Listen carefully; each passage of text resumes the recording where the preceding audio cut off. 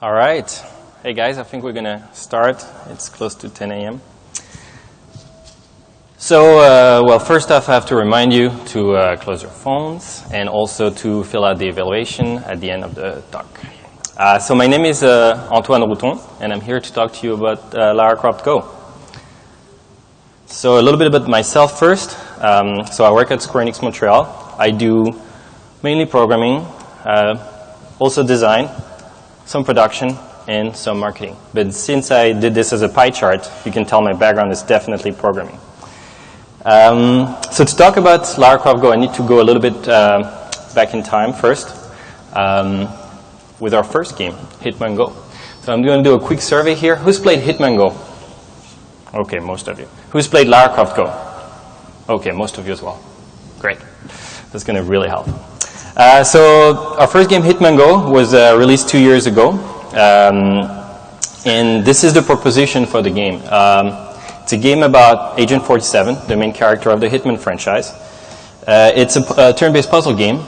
It is an aesthetic inspired by architectural models and dioramas, and it's a mobile phone game. So it's kind of an unexpected take on the Hitman franchise, right?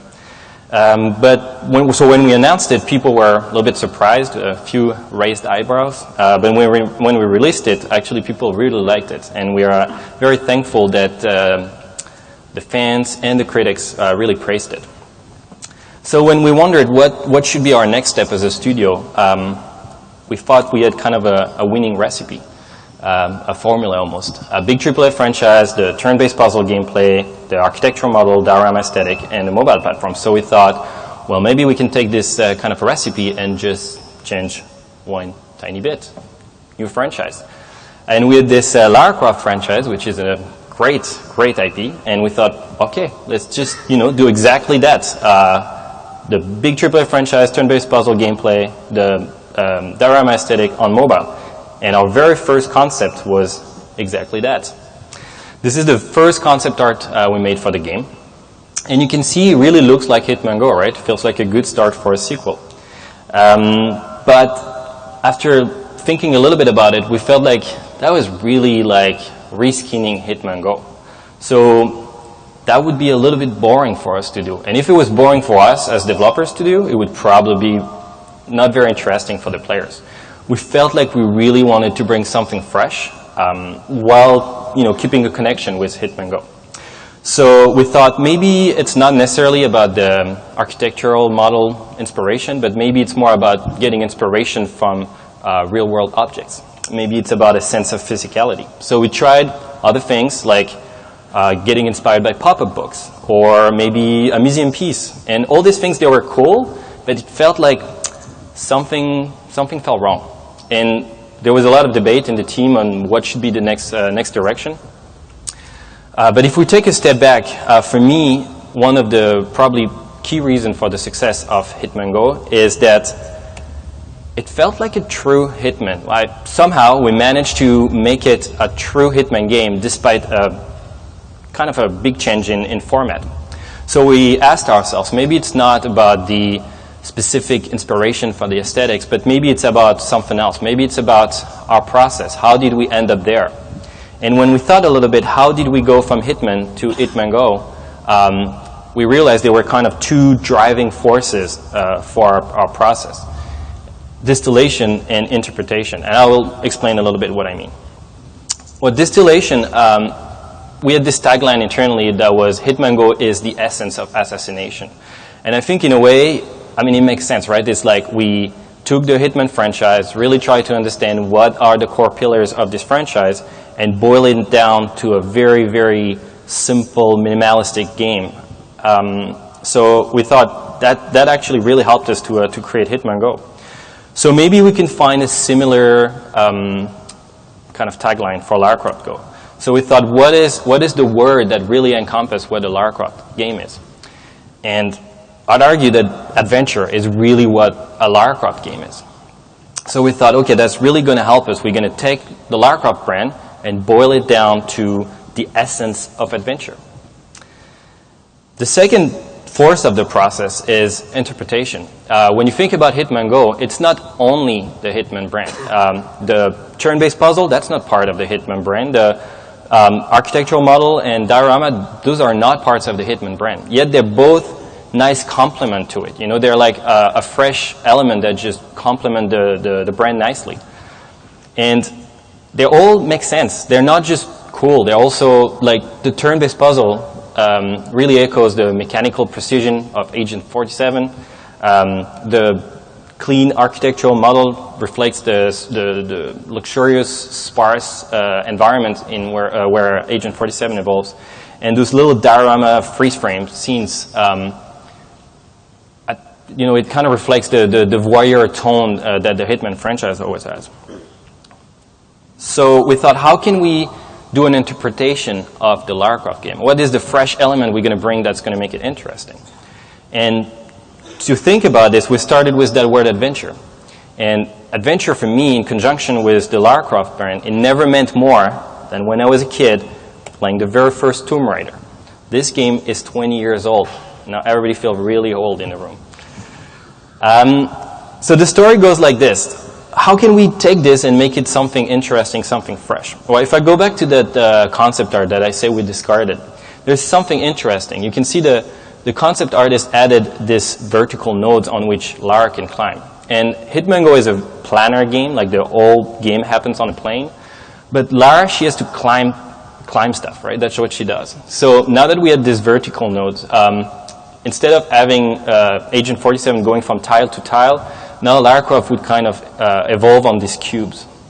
And when you look at the very old screenshots of the very first Tomb Raider, everything was cubes back then. But of course, back then it was due to technical constraints, the consoles and PC being not very powerful. But we thought there's something interesting there. Maybe we can do something with that. And actually, now that the consoles and even the mobiles, they're way more powerful, but this style, this low poly style, is far from gone. Those games like Below, Kentucky Route Zero, Monument Valley, they're great inspiration from us. And I'd say that this low poly art style, now it almost becomes a statement for indie teams. So we thought maybe there's something there. And maybe what we can do is take this, the low poly roots of Tomb Raider and make a cool, modern take on it. Maybe that's what we can do. And that was a great start, actually. So that was kind of our first concept art to pitch this idea. So I said before that in order to do a compelling interpretation, you need something that's unexpected but relevant. And I think this is relevant. It taps into the roots of the Lara Croft franchise. Also, it's going to probably, like, you can already imagine how it would be a great fit on mobile. I mean, it's colorful, it's very readable, feels approachable. And even though it looks very different from the Hitman GO style, there's some characteristics that are shared. It's, you know, minimalist, understated, charming. But also it's kind of unexpected. It's not Hitman GO. It's not exactly the same art style. And also it's not Tomb Raider 1. The goal is not to recreate the 20-year-old game. It's more taking inspiration and almost trying to capture this nostalgic impression we have of it. So to summarize all this, this is the vision we had for the game. Lara Croft GO would be about two things. An epic adventure, really trying to tap into the classic Tomb Raider adventures from the old games with a modern spin, with a distilled gameplay, the turn-based puzzle format we established with Hitman GO. And what's interesting is when you look at these two things, you can already see some kind of tension, because when you think of epic adventure, you think of danger, risk, action, like fast-paced, mystery, uncertainty. When you think about distilled gameplay and the turn-based puzzle, you think about systems, precision, certainty. Every rule has a clear outcome, and it's always the same, and it's very ordered. So the turn-based puzzle format really worked well with Hitman GO, but with the Tomb Raider brand, we felt like, how are we going to bridge that gap? We definitely will have to massage the format we established, because it's not 100% natural fit like Hitman was. And actually, this talk will be exactly about that. How do you bring the Lara Croft brand in a turn-based puzzle? And I will go through different different sides of the development to explain a little bit what we did. So the stories will be about art direction, Lara, game mechanics, and story. So first part is about direction. So this is a puzzle in Lara Croft GO. This is the core of our game. This is what our game really is about. And the question, and so you can see Lara needs to go from the top to the bottom, the glowing point there, and in order to avoid the saw blade, she needs to climb on the wall. So the question is, how do we make this mysterious, exciting? How do we make this an adventure? And also, how do we fill up everything that's around the puzzle to create an interesting universe where Lara is going to evolve? For every story in this talk, I will start with Hitman GO because that was our base material, and I'll take it from there and explain our process. So I first want to talk a little bit about camera and player perspective. When you look at Hitman GO, everything is very contained. Because of the board game metaphor, the whole scene is within that wooden frame. Like all the pieces are in front of you. And again, that makes great sense for Hitman. You know, he knows everybody is just a pawn in his game. There are two camera modes in the game. The rest mode, where the camera is just top down and give you a strategic view on the level, and a peek mode where you can basically orbit the camera around and see all these little freeze frame scenes we hid in the environment. So in a way, the player in Hitman GO is like an omniscient spectator who has access to all the information and all the pieces in front of him or her and is in full control. And that made sense for Agent 47, but we felt like for Lara Croft GO, it didn't make sense. Because Lara Croft, she's not omniscient. She doesn't know everything that's going to happen. She's an explorer. And we felt like the player should not be omniscient either. So one of the first things we did is actually we stopped having this orbiting camera. Now the camera would be fixed on Lara, and the player would discover the world with Lara as she goes. This is the first, the very, very first screenshots we have of the game. So you can see how it's already a great fit for our iOS puzzle game, right? It's colorful, very readable, very accessible. You clearly see what you have to do. Also, you can see its portrait. Based on Hitman GO, we learned that 2/3 of our players are actually playing on phone, even though the game was originally thought as a tablet game. And also, we felt like if we were going to go for the majority of the players, might as well go for the most common way to carry a phone, which is portrait. Also hard to, again, not quote Monument Valley here. It was obviously a good inspiration on going portrait. But I'll come back to that a little later. So it feels like a puzzle game, right? It really feels like a mobile puzzle game. But is Lara really going on an epic adventure? For me, she looks more like she's in a theme park right there. So we need to kind of up the drama a little bit. So second version, how to better add drama than putting some thunderstorm and some mood through weather effects. Classic video game technique, so we felt like that was the way to go. Also through staging, right? Instead of walking in front of a facade, now Lara is walking on that monumental bridge, going to an epic door of a temple. So we felt that's pretty good. We're getting that somewhere. And we showed that to one of our concept artists. And he's like, yeah, sure. Lara looks a little more like she's going on an adventure. But here she's on a bridge. Here she's on a dangerous bridge. You need to open it. You need to let it breathe. For instance, he carved underneath the bridge to make it look dangerous, and also it opened the background to a vista. The idea is if you fill the screen with this temple, you're not going to create something mysterious and exciting. However, if you do create this kind of foggy vista, you open the imagination of the player. And since we had this concept artist who was helping us, he said, okay, I know something else that can really help it make an epic adventure. A classic technique, really proven, sense of scale. If you have a small character in a massive environment, this looks exciting. And we felt, this is the way to go. This is so true. All right, let's put it on the phone. Doesn't work so much, right? And I guess that was the first time we met that problem or this challenge that you cannot take a concept art and put it on the phone right away and expect it to work. Those are a different medium, so there is definitely need for a translation. So that was the first time we met that kind of lesson.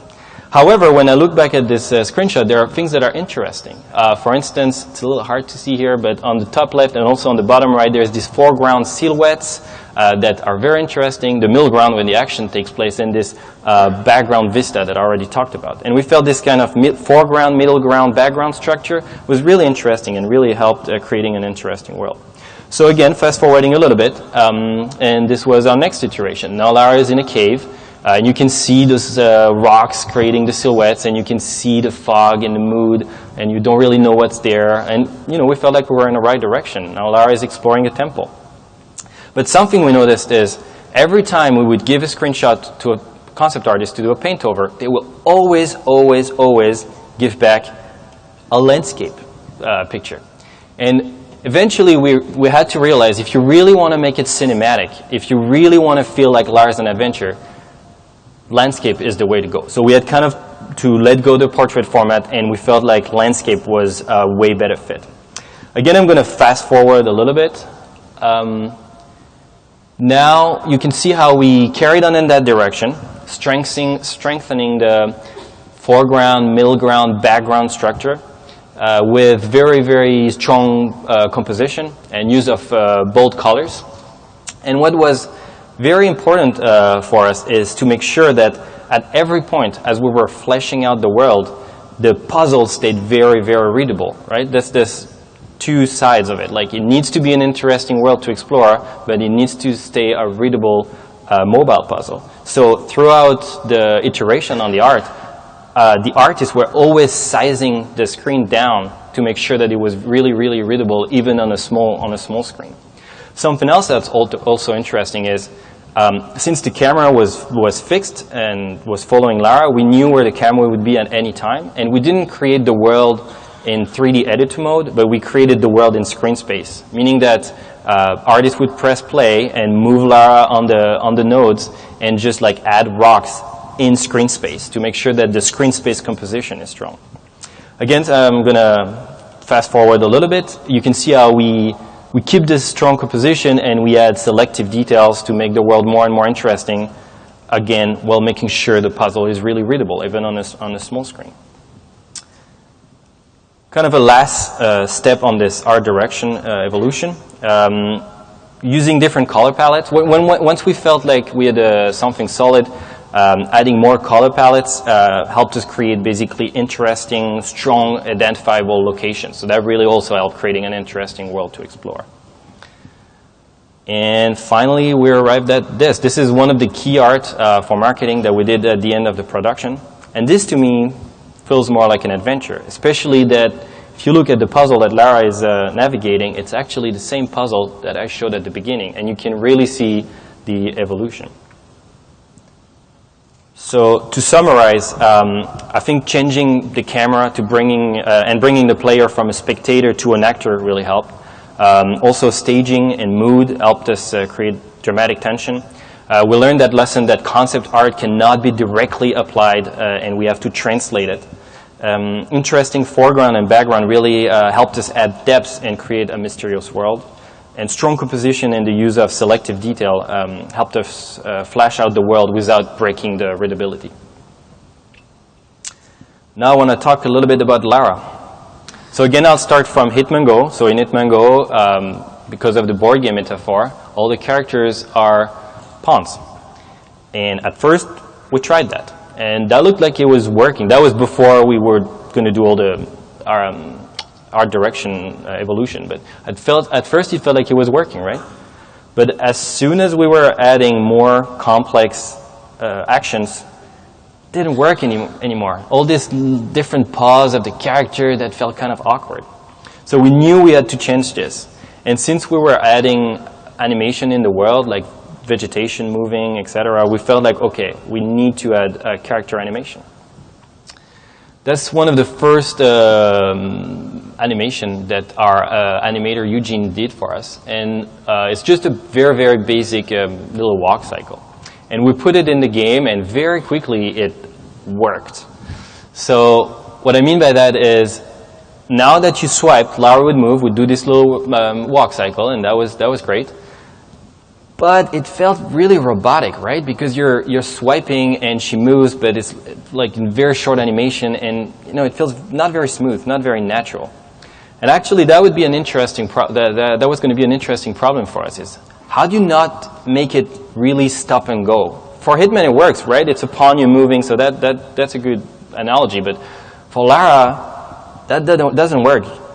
Lara is athletic. She's reckless. She goes in this badass combat. She has all these iconic moves. She's not like someone who thinks about her next move and goes like Agent 47.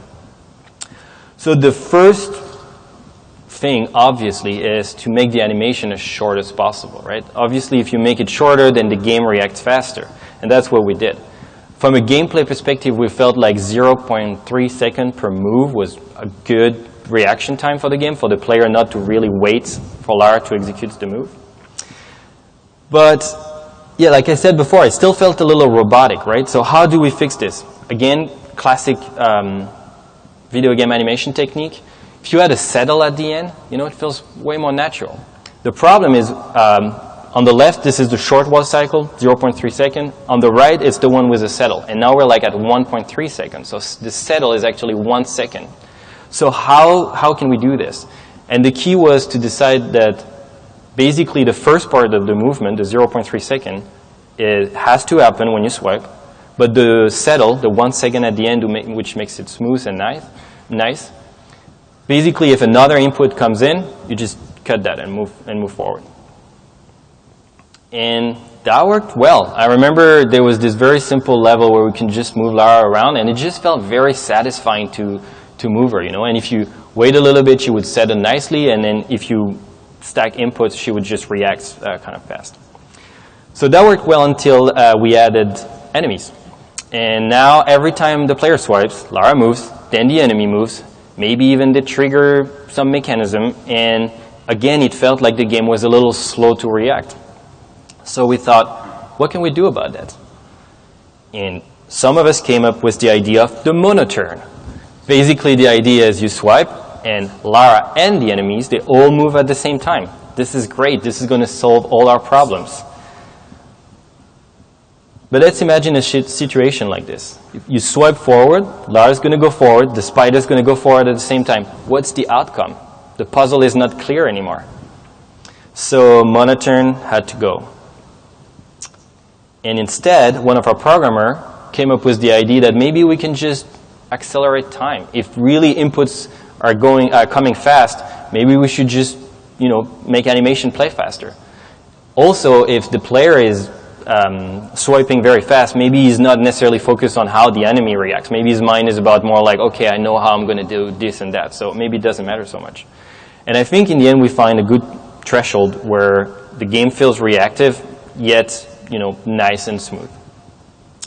So if I come back to what I said at the beginning about the personality of Lara, like how can we make the player feel like Lara is reckless?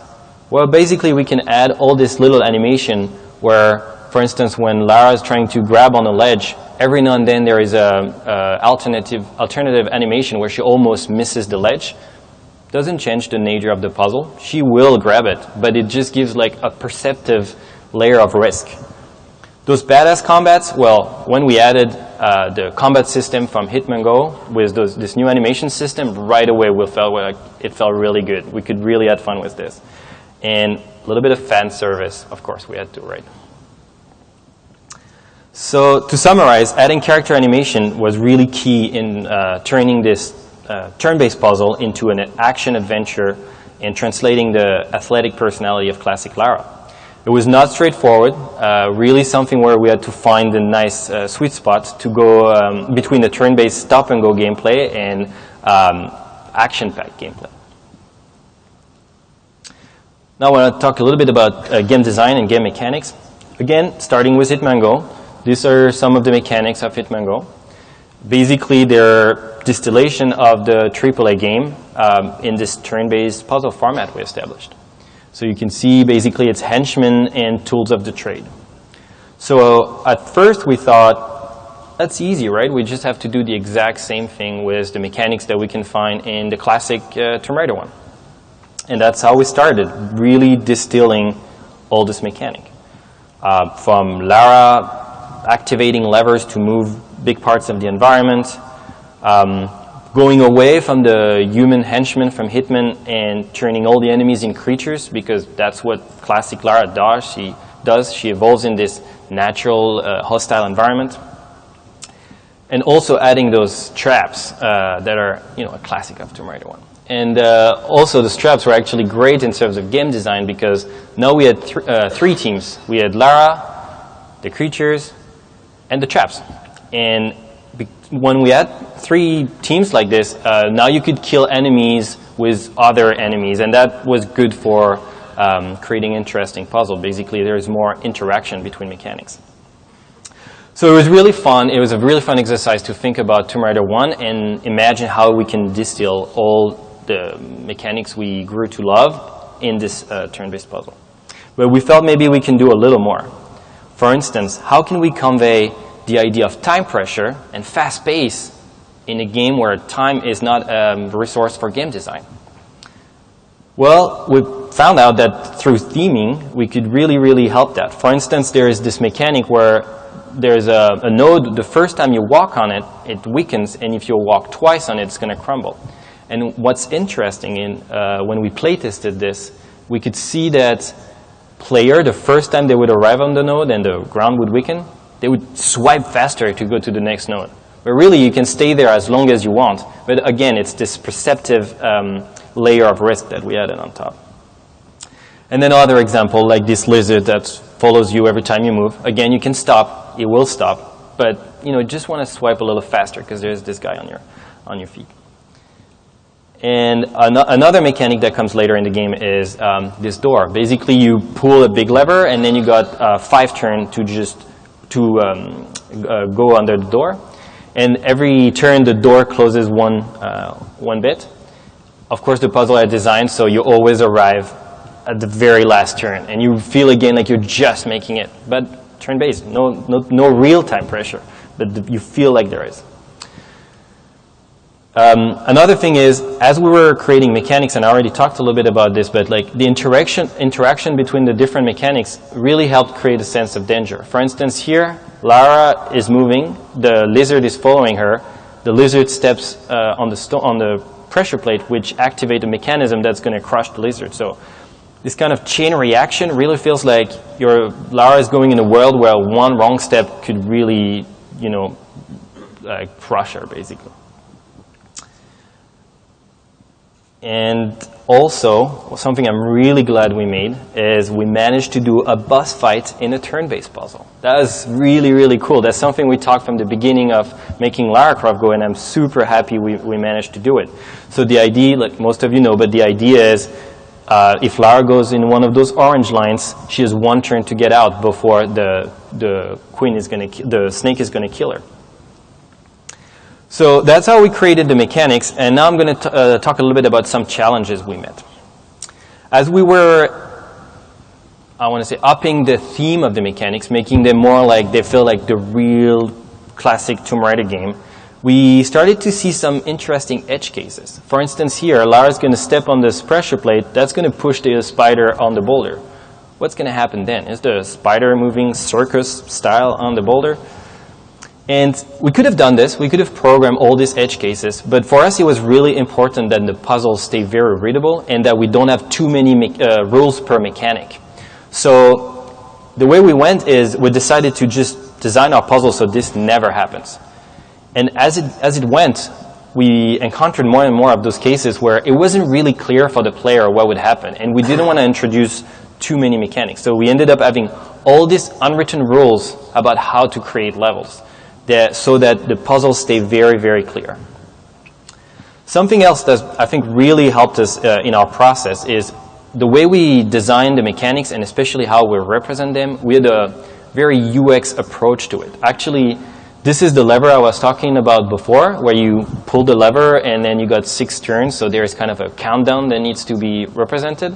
And our UI designer actually did so many iterations to find the right way to represent it. And for me, it's interesting because, you could say, okay, well, either the designer or the modeler, they're gonna find a way. But really thinking holistically, thinking it's not only about design, but it's also about UX, how do you convey the information. That really helped us create a very readable, very clear game. To summarize this part about game design, so this was the version 2 of our turn-based puzzle framework. Contrary to the art style, we didn't start from scratch.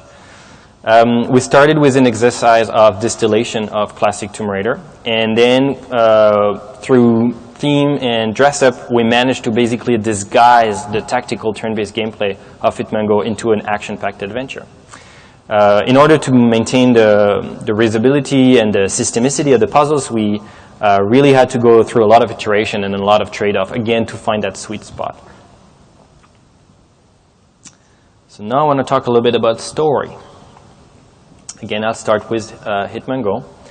So as you know, in Hitman GO, there's not too much story. Basically, the structure of the game is very, very systemic. Every pack of 15 levels is put in a box. A box is 2 targets and 1 location. So it's a very, very systemic structure, really like a rhythm. And we're never really explicit about anything in Hitman GO. We don't really state where the location is. We never name the targets or the people you encounter. You don't really have a mission statement at the beginning. You don't have much backstory. And for me, it makes sense with a Hitman game to do this because it really represents how Agent 47 is very detached from the world, right? He's just a killing machine here to do his job, and he doesn't really care much more than that. And in a day, each level, each location is very symbolic. It's the representation of an average day in Agent 47's life. So when we started to build the levels for Lara Croft GO, we started to do the exact same thing. So we took 3 locations. They're not really explicit. They're more quintessential Lara Croft location, Tomb Raider 1 location. So somewhere in Central America, maybe Nepal or Tibet and Egypt. And then we started to do groupments of 15 levels that would represent a classic Lara Croft adventure. And this structure, we felt like it wasn't really appropriate for a Lara Croft game. Like I said before, missing pictures here, apparently, okay. So basically, if Agent 47 is a killing machine going from one contract to another, a Lara Croft game is an adventure. It needs to have a beginning, a middle, and an end. It's not like one mission after the other. So we brought on board our friend Eric, who is narrative designer, and he said he could help us with this. And he said, yes, you need a real story in the narrative sense, in the literary sense. First of all, you cannot be implicit anymore. So far, we had Lara Croft and the something of whatever, like we don't really care. Doesn't need to be explicit. And he said, that's not gonna fly. You guys need to have a real grounded myth attached to your game. He introduced the myth of the Queen of Venom, who is an evil queen turned into a snake, trapped in a series of maids by a South American tribe. And that really gave us context to build upon. So that's the first thing he told us, our friend Eric. It also said, if you really want to make it an adventure, well, you should go and follow that 3-act structure that's classic for a narrative adventure. First act is setup, where Lara would meet the queen. Second act is confrontation, where you can see the confrontation between the hero and the villain. And at the end, the resolution, when the hero wins over the villain. And another and kind of last tool he gave us is something called the narrative curve, which is a classic tool, I believe, for writing. The idea is, as time goes, you represent the fortune of the hero as the hero goes through the adventure. So basically, there are moments of high fortune, like at the beginning, and there is moments of low fortune, and then it goes up and down. And this creates interesting dramatic plot. So in our case, that would be this. Lara finds the tomb. Lara awaits the Queen of Venom. The Queen starts to chase Lara through a first maze. But Lara dodges the Queen. This is the setup. Then confrontation. Lara reveals a second maze. Lara eludes the Queen as she's chasing Lara. And finally, the artifact is in sight, so fortune is high, but the queen knocks down Lara off the bridge.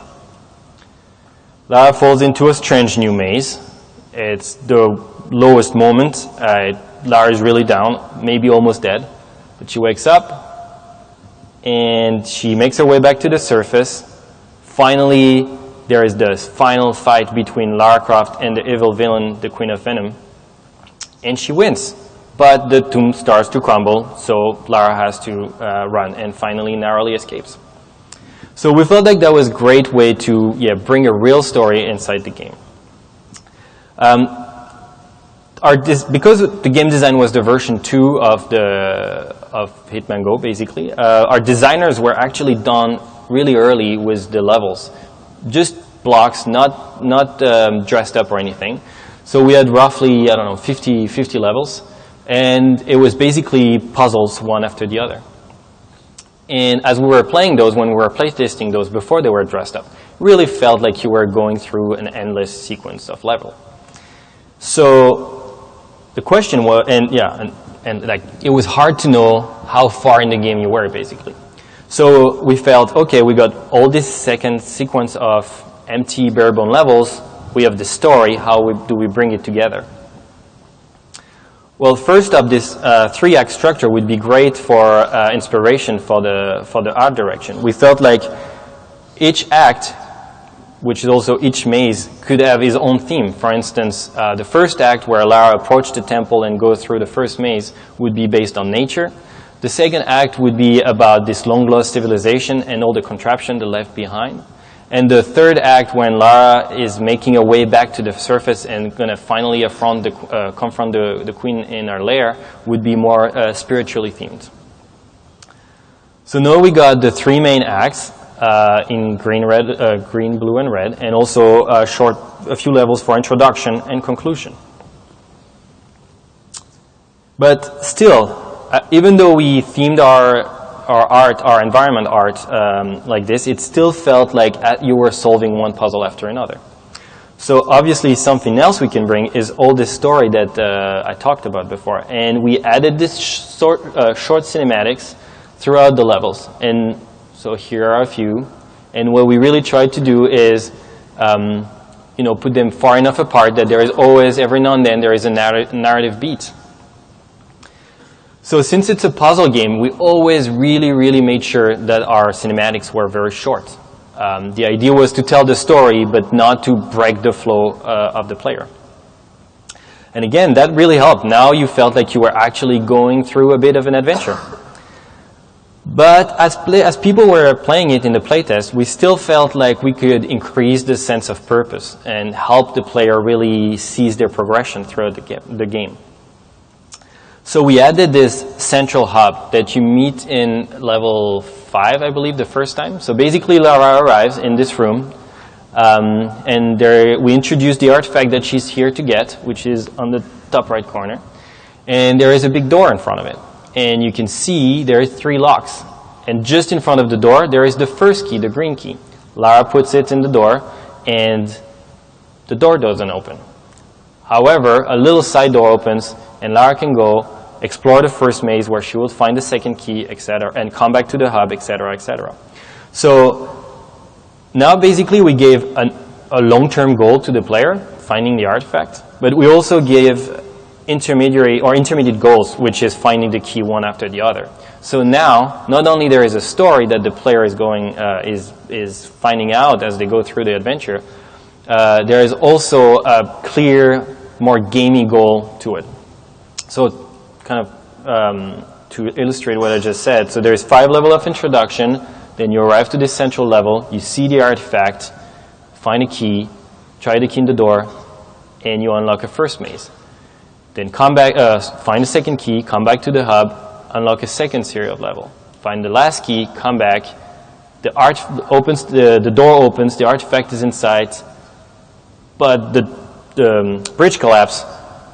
Third act, Lara makes her way back up and finally gets the artifact and escape.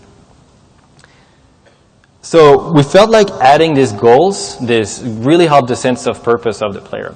And we thought maybe we can use this technique a little more. So within each act, we felt maybe we can add intermediary goals. And that's what we did. Early on in the act, we introduced this bridge where some pieces are missing. And you know Lara's going to have to go in this snake head at the end. And basically, Lara encounters those big levers, and the player has no choice. They just arrive, pull the lever, and one piece of the bridge comes out. And you can see as you go throughout the act that you're really progressing and you're really building towards something. And of course, at the end, Lara crosses the bridge. So again, that really helped. And to really push even more this sense of purpose, like you always know as a player what you're doing, and you always feel engaged in the story, we added a few more little tricks here and there. For instance, in the loading screen, we literally draw a map and we connect the different levels together to make sure that it really feels like you're going through a real world and not just solving one puzzle after another. Also, something else that, obviously, making sure that the levels feel similar from one to the other, no like drastic contrast of color from one level to the next, really helped. And finally, we added this little animation where Lara runs off one level from left to right, because that's how we read things. And then in the next level, again, same animation, same direction, Lara running from left to right again. All these things together, they really help connect the level together and make the player feels like they were exploring a world and solving puzzle on the side, and not solving puzzles and with an interesting background, basically. So to summarize, I'd say that so in order to turn the sequence of puzzles into a true adventure, we did basically two main things: bringing an explicit story with narrative beats told through short cinematic, and add a strong structure of clearly stated hierarchical goals so that the player felt like they were doing more than just solving puzzles, that they were part of an overarching adventure. So to wrap this up, I think we managed to do what we aimed at. I'm really happy about how the game turned out. I think we managed to capture the nostalgia of the first Tomb Raider while upping the puzzle framework we established with Hitman GO. I'm really happy we managed to do a game that's not exactly Hitman GO, but really feels like a Tomb Raider game. This is the team that worked on this project, and I think a key element of turning this Hitman GO into Lara Croft GO and making it feel like a true Tomb Raider game is actually there's no silver bullet. It's really teamwork. We're a small team, so we can approach most of our problems in a very holistic manner. We all have more than one skill. You know, there's, I don't know, designer is also animator, programmer is also technical artist. So that gives us the ability to look at problems and really, you know, turn it in every way and find the best solution for it. And then, kind of as a conclusion, this is a quote from GameSpot saying, "Navigating Lara through these puzzles doesn't feel like a simple puzzle game at all. I feel like I'm playing a true Tomb Raider game." So that was good news to read that. So it was a long journey. I think we really managed to up the stakes from Hitman GO. We added this 3D puzzles, a new art direction. We also added animation. So it was really lots of questions, lots of you know, moments where we doubted or weren't sure, but in the end, I'm glad we managed to pull it out. Thank you very much.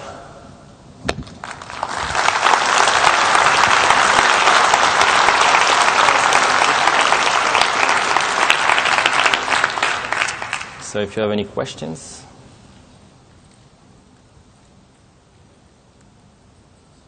For most postmoderns, you have a section about like things you wish you could do or could do better or stuff like that. Do you have anything on your mind that you wanted to do, didn't do, or could have done better? That's a good question. Things we could have done better. Game is not perfect, definitely not. Yeah, I guess one of the things is it took us a lot of time to finally nail down the art direction. And we spent a lot of time, lots of attempts, and by the end we had to kind of rush to make all the levels. And from a team perspective, that really took a toll on us. So I don't really know how we could have done this better, but I'm sure this is a point that we could have investigated. Like, how do you create something that's interesting and meaningful and true to the franchise, maybe in a bit of shorter time? I don't even know if it's possible, to be honest. One more question. What's the process of designing that boss fight? Or designing that what, sorry? The boss fight. First step, everybody on the team knew that they wanted a boss fight. That's the first step. So everybody was really motivated to make it happen. Then we thought about different possibilities. As often what we do is we come up with like, I don't know, 2, 3, 4 variations, different way we could approach this, and then one sticks out, people get passionate about it, and then it's a long process of trying, actually doesn't 100% work, okay, we try something else and we adjust it. And I guess that's what I tried to show a little bit in the talk, like there is nothing that was like the idea moment where that's it, it's good. It was always in the details, lots of iterations, so the boss fight was just the same way. Great talk, thank you. Thank you. Hi. I think that was an amazing job of dissecting the game, so thank you, really enjoyed that. My question is about something that you mentioned towards the end when you talk about how you took a really holistic approach to the design of the game. And what I was wondering is, because it seems that the decisions that you talk about involve art, involve gameplay mechanics, involve the branding. Yeah. How do you manage in a team of people, how do you distribute responsibilities so that these decisions can be made in such a holistic way, but still, moving forward? So I guess my question is about methodology or workflow. Yeah, that's actually a very good question. I think first step is what I said, people having more than one skill. I've seen another talk that also talked about this is T-shaped people, which basically you got one field of expertise, but you also can cover a lot of other things. So now lots of people can contribute on the problems. And then it's about keeping a lot of communication, making sure everybody that feel that the particular problem you're trying to solve, everybody that has an opinion voice it and discuss about it, and by the end, hopefully, everybody's going to be convinced. If is still not sure, then you can prototype and prove right or wrong, etc. So communication is really, really key. And yeah, I guess that's it. So the people and communication. That would be basically it. Thank you. No problem. Hi. As you were narrowing down your final set of mechanics, the types of traps, the types of enemies, all that, did you prototype anything that felt awesome but you had to discard because it wasn't Tomb Raider enough? Let me think. Well, actually, yeah, I can give you a little story about it. At the very, very beginning, we had this mechanic from Hitman GO that is very, very crucial in Hitman GO, which is the rock. Right? You throw a rock, and that attracts the enemy. So that's your way of modifying the board at your advantage. And the designer, they loved that mechanic so much in Hitman GO that they felt, okay, we need it in a way or another in Lara Croft GO. But actually, that doesn't make sense. Lara, she doesn't throw rocks to distract the lizards or snakes, right? So they were kind of sad, but we had to let it go. Thank you. Hi, you mentioned a few times where you had identified a problem that you'd solved. Yeah. I'm just intrigued on how you identified those issues, whether it was through build reviews or whether it was just because you was a small team and it just kind of became obvious. Both. So a lot of playtest, like a lot of playtest. Not only to people that also play games, but to people that know less about games. Something that's very important is some people, they don't play too many games, and especially on mobiles, you don't want to make the game, don't close the game to those people. So you want to make sure that you don't rely too much on the video game's codes and standard, especially when you're working with a big AAA franchise. It's easy to go that way. You want to make sure you make it really easy to understand for people that don't know video games as much. So yeah, lots of playtest. And the second thing is, really encouraging everybody to speak their mind. If you're making games, high chances that you're a player. If you're a player, high chances that you know what you like and don't in a game. So again, encouraging everybody to speak their mind, and then relaying, if there is a problem and you feel like, yes, this is something we need to solve, relaying that problem and making sure we all work to fixing that. Thank you very much. Also, when are we seeing Deus Ex Go? Next question. I really enjoyed the talk. Thanks a lot. I wonder if you could talk a little bit more about the art style. Like you mentioned early on that, this sort of flat color style is somewhat popular these days. And I wonder if there were considerations you had about particular inspirations, or if there were certain things, certain ways that you wanted to kind of distinguish your approach to the style. Like not look like the games I showed at the beginning, basically? Yeah, exactly. Yeah. Like in terms of, that sort of untextured art style. Also a good question. Damn, you guys are good. Well, I think at the beginning it was broad stroke, like just, okay, we're going to go for that. And then right after, it was like, okay, we don't want to look like all these other games. And again, I think it comes from iteration, like working hard, little touches, these little differences that are in the end going to make the big difference, that you don't look like any other game. I don't know if there's any real like silver bullet or something where like, okay, if we do that, that's good. We're in the clear, we're like something different.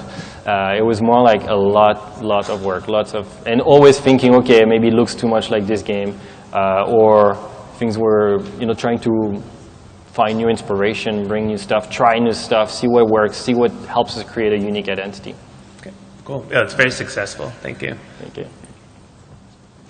Hi. You mentioned that you have a handful of puzzle states that you wanted to avoid, like you had the spider getting pushed onto the boulder. Yeah. Did you just kind of have a heuristic that people understood how to not make that, or did you do any sort of automated testing of like, I don't know, a solver that kind of steps through all the permutations of the board to make sure the puzzles don't have any bad states? No, it's designers and QA. Designers and QA. Because that's a very interesting topic.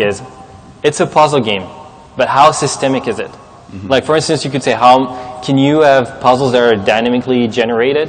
And for this particular project, our answer was, well, it's a story, so it's a set amount of levels, so it's a content-based game, and the mechanic is here to support it. We don't need to have it like perfectly systemic.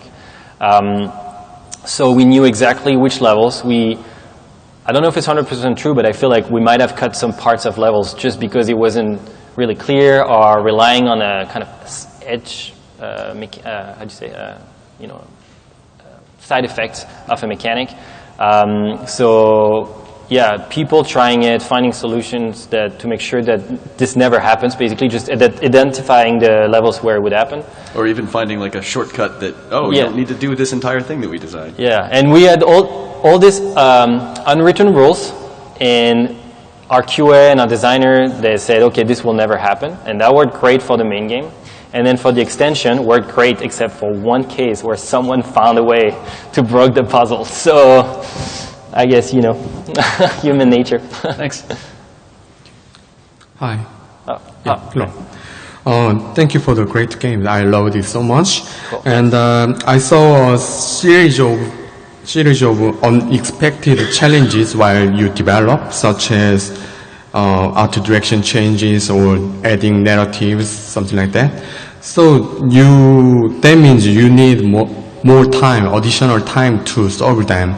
So my question is, in terms of production, is there any difficulties or something like time management or pressure for shipping date, something like that?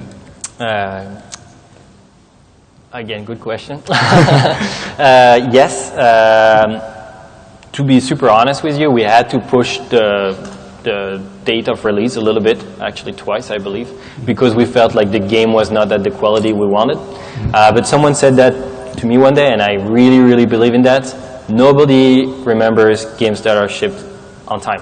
People remember a great game, right? Okay, I know there are constraints and business and everything, but if you can, extend it to make your game really, really great, that's going to pay off eventually. So, I mean, that's how we addressed it. And both Square Enix really helped us with that. They understood that and understood that we could really, really make a difference in that last stretch. Thank you. Hi, first of all, thank you for making amazing games. And my question kind of plays off something you said earlier where you said that it's important to test the game with people who aren't, experienced gamers and don't have a lot of the vocabulary and all that. So that's something I love a lot about what you guys have done, even though you've taken this, AAA IP and you've translated it to mobile in such a way that it's so approachable and so fun and so great for people to play, even if they've obviously never played the original games that they come from. And it doesn't affect their enjoyment of the game. Why do you? Because I feel like we see that a lot with other with other IP that people try to translate to mobile, and it doesn't really go that well, or they don't seem to have the right maybe mindset that you guys have had. How do you think you've kind of overcome that? Like, how have you done that so well?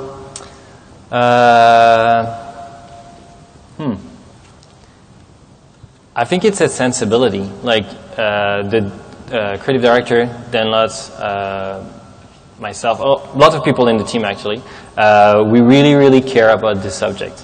I think that's the bottom line, right? We do care about this. We do think in terms of, I don't know, can my mom play it? And it's a constant attention. And also, the other side of this is, like I said, playtest, right? Who you're going to choose in your playtest is going to affect what's lesson you're going to learn out of this. But maybe for some games it's okay. Like let's say you go for a game that's more really targeting like more hardcore players, Maybe you do want to rely on lots of codes because that's who you want to talk to. But for mobile, for a brand like Lara Croft that everybody knows, we felt like, no, we want to open it more. We want to have more people coming on board. And we really believed in this. That was kind of our pillar of our development. So then everything followed from there. Hello, thanks for the talk, really good. I have a question about sorry for the voice. No problem. A question about the game difficulty. How did you balance the difficulty to make it not too hardcore? How did you find the right duration approximately for levels? First, gut feeling, especially on those first levels, because you need to really, really think in terms of, okay, someone, especially, let's say someone who's not even played Hitman GO, for instance, because that's another thing we didn't want to rely too much on, right? For someone who's really new to this Go thing, how can we teach them the mechanic one by one? So that's kind of for the beginning of the curve. Also, we learned a lot about that from Hitman GO. And then throughout the game, again, playtest. And actually, I should mention, Martin was right here, was the guy who is in charge of our playtest, and he's doing an amazing job. He's like right there in the middle. Yeah, and again, like lots of playtests, lots of iteration, really smoothing out things. We cut some puzzles because they were insanely hard. Like you wouldn't believe how hard the level designers the levels they would create. But what was interesting though is, by the end, when we were released, where we felt like, there was something approachable, but at the same time kind of challenging, and we released that.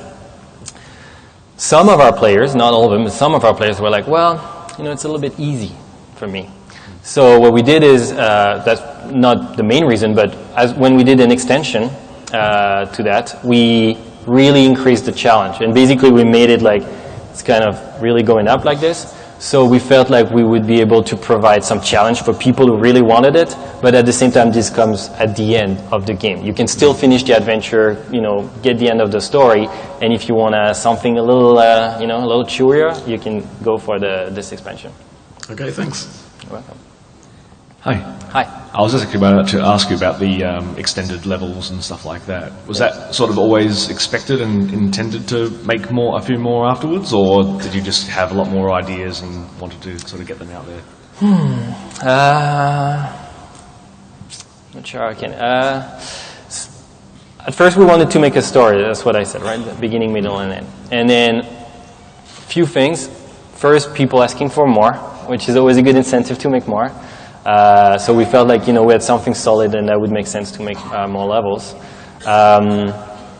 Also increasing the difficulty for people. Like we had all these levels that were so hard and we didn't put them in the game. We felt, okay, maybe we can do something there.